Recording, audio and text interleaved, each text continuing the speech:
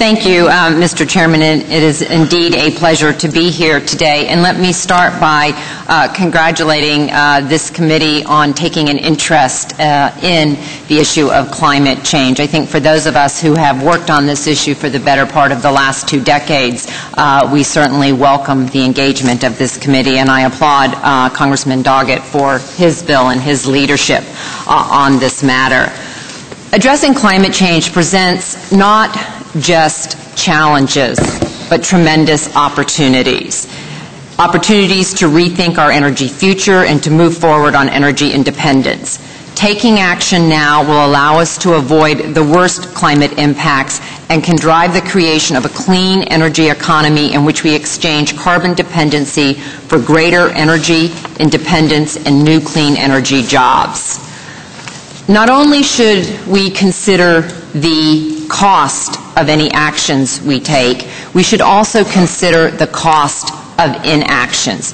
Study after study have shown that those costs could be very high. There's a recent University of Maryland study looking at the impacts of climate change on 8 states. The research shows that climate change could cost our states billions of dollars by mid-century. The study finds that in the Midwest, for example, agricultural losses alone may total $10 billion or more per year.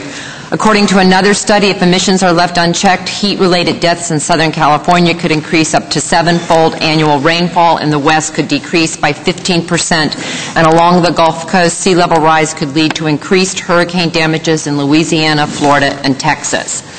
I have long believed that comprehensive cap and trade auction legislation is the best way to reduce greenhouse gas emissions.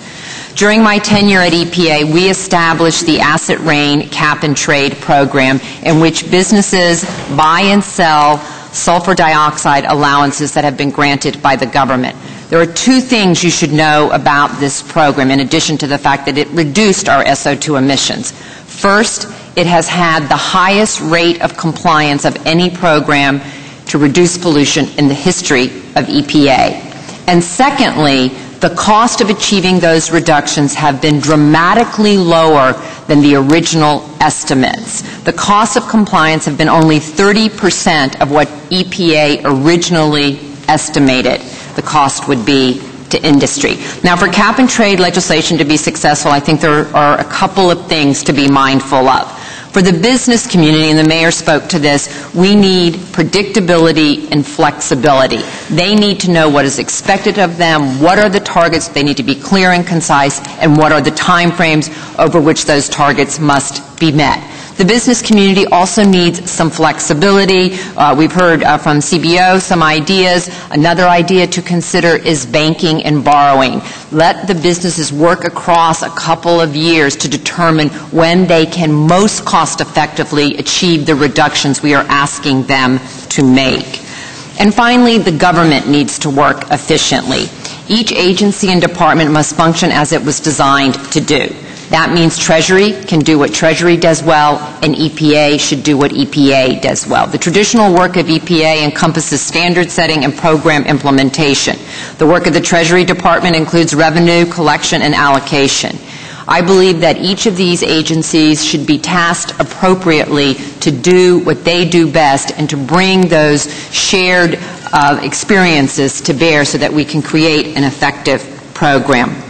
You know, time and time again when we have set environmental standards, there have been naysayers. There have been those who said we can't do it. But you know what? If we look back over the history of 30 years of environmental commitment in this country, what we find is each time we do set a standard, we rise to the challenge and we find the ingenuity, the innovation, and a more cost-effective way of achieving that goal of reducing our pollution and allowing our families and our communities to be healthy. I want to close by noting one thing for the committee. I do believe that Congress has to take the leadership on this issue, but you should be mindful of the fact that last year the Supreme Court found that EPA, under the existing Clean Air Act, can in fact regulate carbon. So there is authority there. The magnitude of this is such that I think Congress should act, but I think it is important to remember there is some existing authority. Again, Mr. Chairman, thank you for the opportunity, and thank you for your interest in this matter.